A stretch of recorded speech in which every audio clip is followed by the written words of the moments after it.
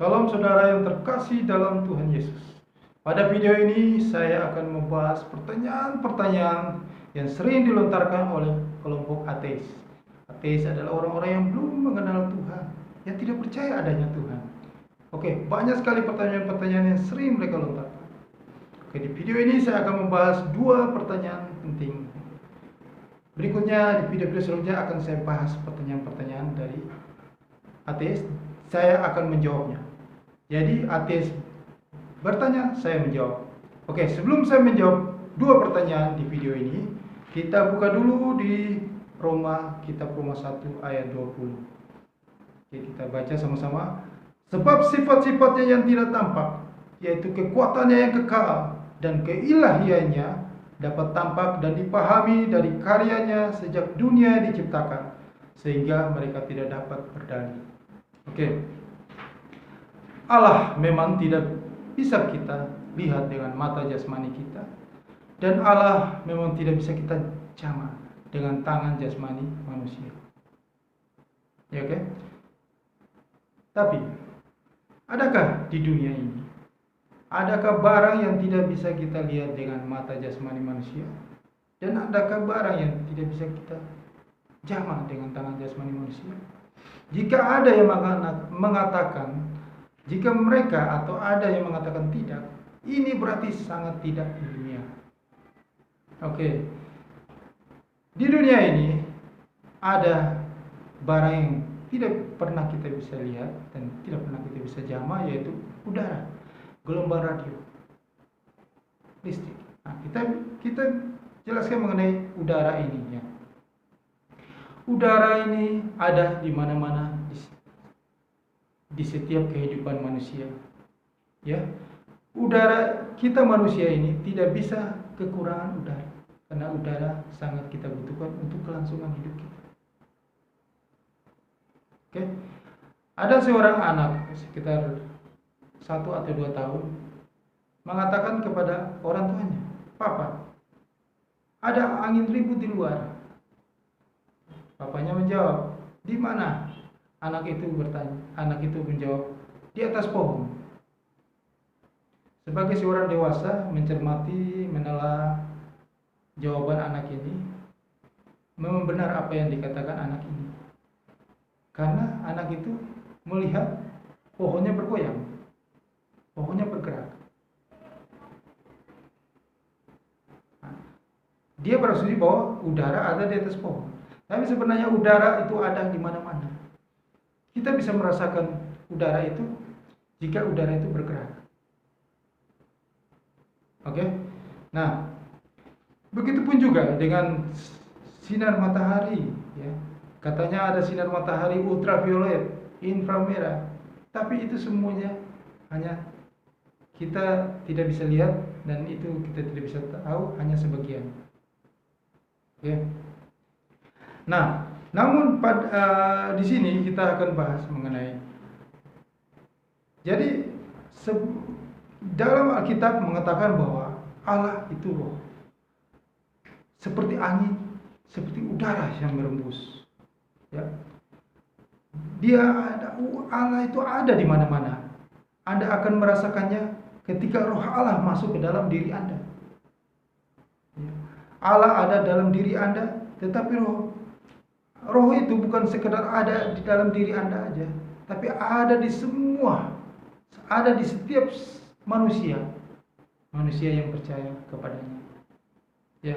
Nah, kita lihat benda yang berikut ya, yaitu gelombang radio.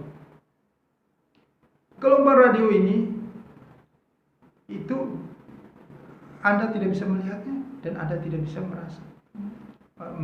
menjamahnya kan, dengan mata jasmani manusia dan tangan jasmani manusia. Nah, kalau orang zaman dulu mengatakan bahwa gelombang radio itu ada di udara. Nah, mereka mengatakan ada di udara. Nah, ini satu jawaban yang agak aneh ya. Nah, sebenarnya gelombang radio itu Anda bisa merasakannya, Anda bisa mendapatkannya, Anda bisa melihat, Anda bisa menikmatinya jika Anda punya alat penerima, yaitu Anda punya pesawat radio juga, Nah, Setelah Anda punya pesawat radio, kalau Anda bisa mensetel frekuensi yang tepat, Anda akan bisa mendengarkan musik, mendengarkan siaran berita-berita dan segala macam jika frekuensinya tepat. Dan jika Anda harus punya alat penerimanya. Nah, begitu juga dengan Allah. Ya. Allah bisa Anda terima jika Anda punya alat penerimanya. Jadi Anda punya batin, alat Anda punya roh itu. Ya, oke. Jadi Anda bisa membuka roh Anda bisa mengotak Allah, Anda bisa menikmati Allah, Anda bisa menyembah Allah. Oke.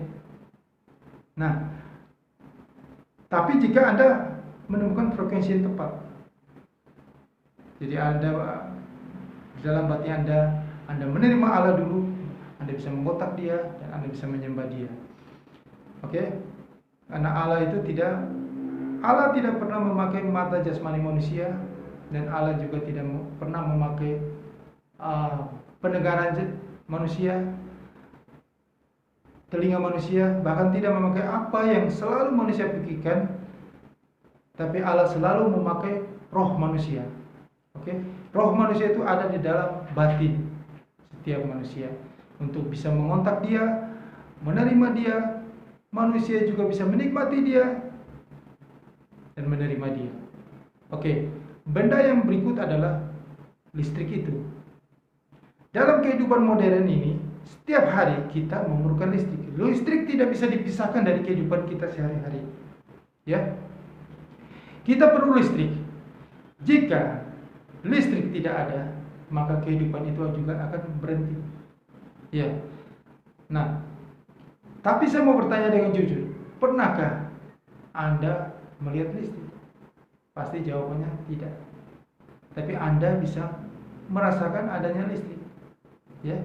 Karena listrik itu adalah satu fakta yang objektif. Semua orang melihat fakta itu melalui ekspresi listrik, melalui penerangan, ya, melalui memanaskan sesuatu, melalui pergerakan listriknya. Jadi listrik bisa digunakan untuk menyalakan TV, memanaskan kompor juga bisa, menyalakan komputer, ya, mendingan dalam ruangan dengan AC dan segala macam. Nah, roh Allah ini adalah pasti yang tidak terlihat dengan mata jasmani kita, yang tidak bisa terjamah dengan tangan jasmani kita. Ya, manusia bisa merasakannya, memberi reaksi, mengontak, menerima, bahkan bisa menikmati Allah yang adalah roh ini. Kita lihat di Yohanes 4 ayat 24 mengatakan, Allah itu roh. Siapa saja yang menyembahnya dalam roh dan kebenaran. Ya. Semoga Anda memakai roh Anda untuk mengontak Allah, sang roh ini, dan Anda bisa menikmatinya. Nah, kita buka lagi di kitab 1 Petrus pasal 1 ayat 8. Mengatakan, sekalipun kamu belum pernah melihat Dia, namun kamu mengasihinya. Kamu percaya kepada Dia, sekalipun sekarang kamu tidak melihatnya.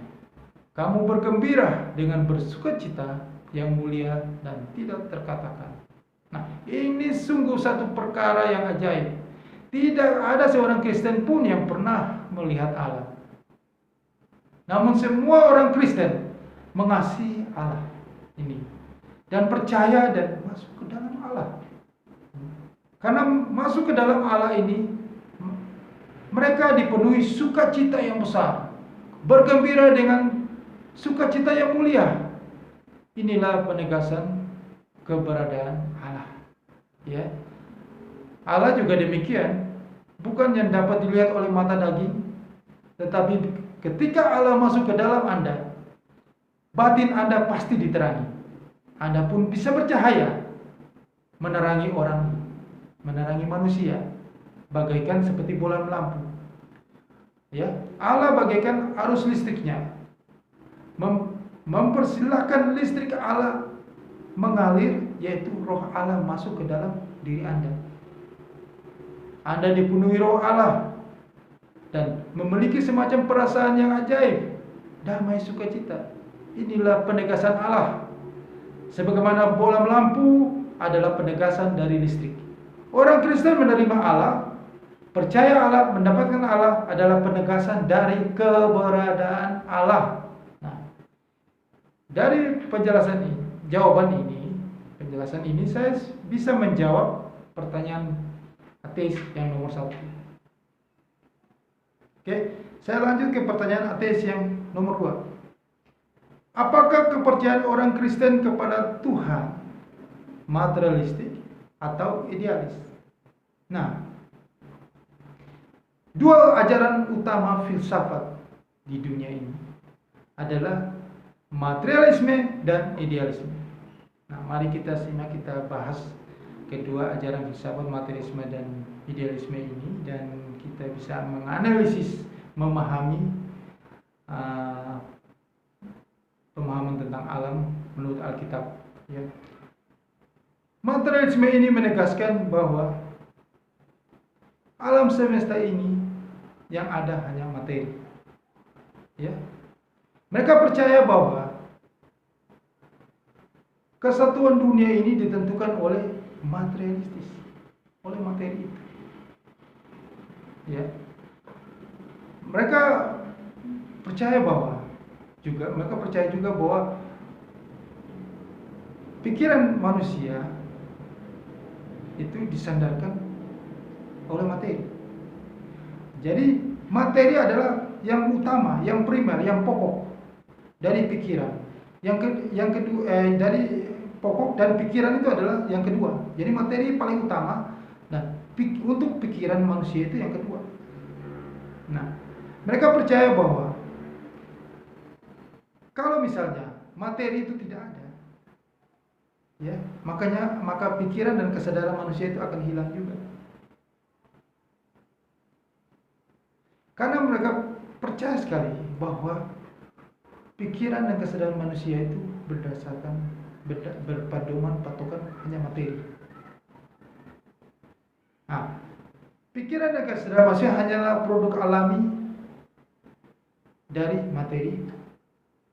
Dalam perkembangannya, kesadaran pikiran manusia tidak hanyalah itu hanya sebuah refleksi dari keberadaan materi itu. Nah, inilah filsafat dari materialisme. Oke. Ajaran filsafat yang lainnya adalah idealisme. Idealisme itu menyangkal keberadaan materi. Dan mereka percaya bahwa perasaan dan kesadaran manusia merupakan asal mula dari dunia ini.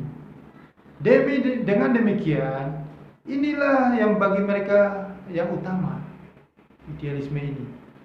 Nah, dengan kata lain, para idealis itu percaya, yang idealis percaya bahwa hanya ide dalam pikiran manusia yang nyata. Ya. Dan ide-ide ini menentukan segala-galanya. Ya, semua hal lahiriah adalah sia-sia. Yang tadi materi apa itu sia-sia dan palsu. Nah, filsuf terkenal Tiongkok namanya Wang Yangming mengatakan bahwa di luar pikiran manusia tidak ada hal-hal lain yang bisa eksis di dunia ini. Nah, itu pula filsuf Inggris George Berkeley juga mengatakan bahwa ada berarti dipahami. Semua ini adalah ciri khas dari idealisme. Jadi bagaimana orang Kristen melihat filosofi ini menurut Alkitab? Nah, sederhananya begini. Orang Kristen, kami itu percaya bahwa walaupun materialisme dan idealisme tepat dalam berbagai aspek kehidupan, tapi keduanya tidak memiliki pemahaman yang lengkap tentang alam ini. Ya, sebaliknya keduanya berdasar pada teori pemahaman yang parsial sebagian dari pemahaman dari alam semesta, alam duniawi ini. Dan dengan demikian, keduanya tidak lengkap dan tidak sama sekali akurat. Tentu saja, materi itu ada, tetapi yang mengatakan materi itu ada, ya materi itu. Tentu saja, ini sangat konyol. Tentu saja, ide itu ada, tapi yang mengatakan ide ada itu idenya ada itu adalah ide itu sendiri. Nah, ini juga sangat tidak cermat dan sangat konyol. Oke. Oke, sekarang kita lihat manusia memiliki 3 bagian: roh, jiwa, dan tubuh. Menurut Alkitab itu, jadi ada 3 bagian. Bagian yang paling luar adalah tubuh, bagian yang paling dalam adalah jiwa, dan yang bagian paling terdalam batin manusia adalah roh. Nah, dari dalam keluar, yaitu roh, jiwa, dan tubuh. Dari luar ke dalam, tubuh, jiwa, dan roh. Oke? Nah, orang itu sering menggunakan istilah roh dan jiwa. Sebenarnya ini tidak benar, karena roh adalah roh, jiwa adalah jiwa. Oke? Manusia itu memiliki 3 bagian, roh, jiwa, dan tubuh. Sehingga persepsi manusia dunia juga memiliki 3 aspek. Jadi persepsi manusia dunia juga memiliki 3 aspek atau 3 lapisan. Ya. Pertama, tubuh manusia. Kedua, jiwa. Pertama adalah tubuh manusia. Itu adalah lapisan yang paling luar. Itu mengenai dunia materi. Nah, kedua adalah jiwa manusia. Lapisan yang kedua itu mengenai dunia psikologis. Dan yang ketiga adalah lapisan paling dalam, itu adalah batin manusia. Roh manusia itu mengenal dunia-dunia keilahian, dunia yang penuh misteri, yaitu dunia Allah, mengenal Allah. Oke? Karena itu kita manusia punya ruang lingkup keberadaan yang sangat objektif, yang di luar kita ya. Orang Kristen tidak pernah menyangkal keberadaan materi, juga tidak pernah menyangkal keberadaan pikiran. Selanjutnya mereka akan mengakui keberadaan roh manusia dan Allah yang hanya bisa dikontak dengan roh manusia. Karena itu orang-orang Kristen adalah yang paling objektif dan paling ilmiah. Pengetahuan mereka tentang manusia adalah yang paling komprehensif, yang paling luas dan lengkap.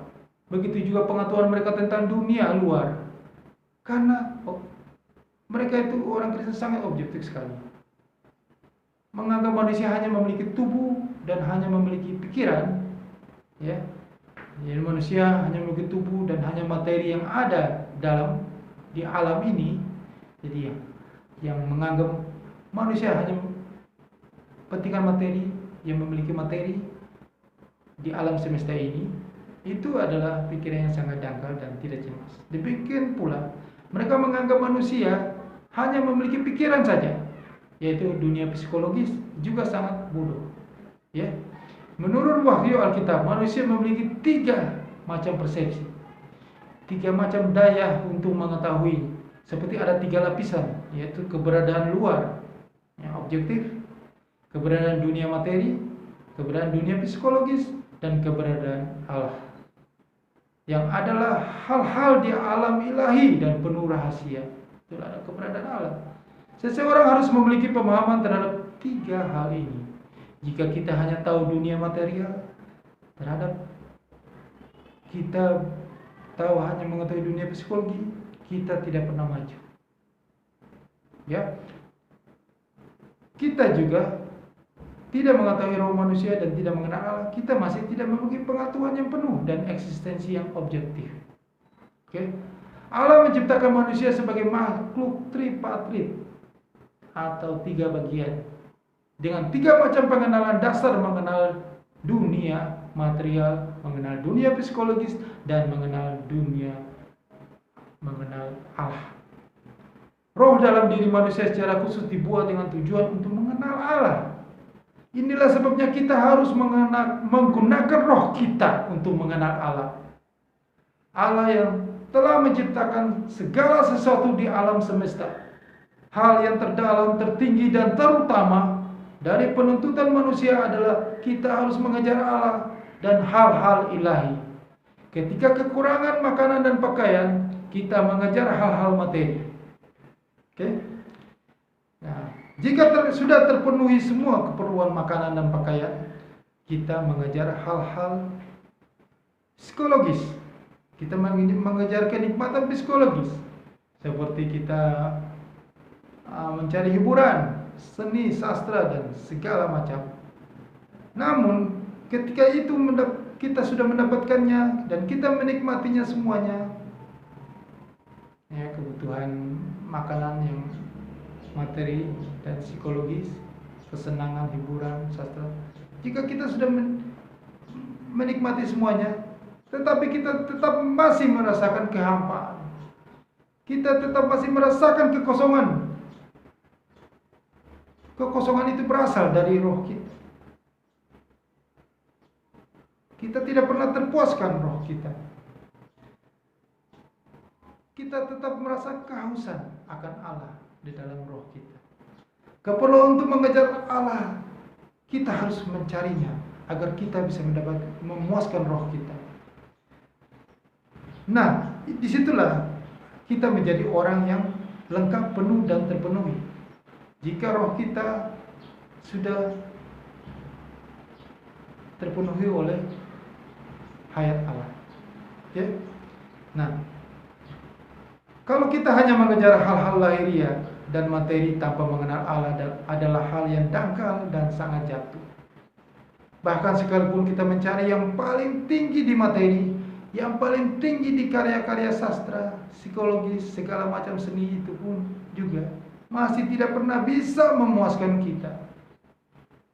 Hanya kita ketika telah mendapatkan Allah dan kita sudah menikmati Allah, barulah roh, jiwa, dan tubuh kita benar-benar puas. Hanya ketika kita sudah menikmati Allah. Nah, demikian jawaban saya. Semoga sudah bisa menjelaskan dua pertanyaan dari ateis.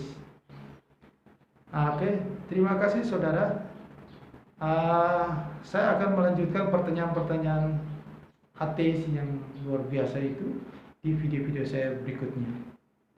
Oke, bagi Bapak Ibu yang baru bergabung dengan channel YouTube saya atau yang sudah bergabung tapi belum subscribe, silakan saudara-saudara Bapak Ibu subscribe channel YouTube ini, ya, dan tekan tanda loncengnya supaya Sri bisa mengikuti terus video-video saya berikutnya. Terima kasih, Tuhan memberkati saudara.